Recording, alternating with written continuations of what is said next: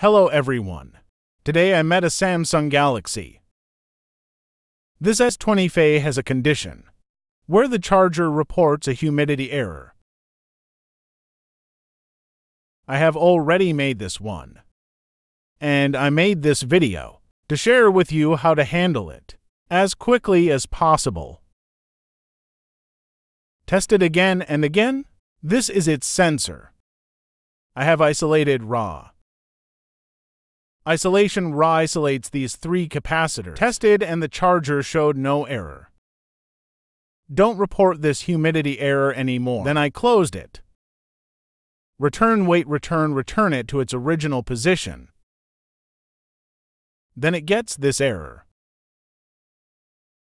If I can confirm it, then it is a problem. The child's fault. This sensor. Then I'll isolate 3 of these cabinets and reinstall. Then it's okay. If you guys watch this video, the image is not sharp, not standard, not clear. I will leave the image link below the description of the video. You guys can see the photo link below, guys.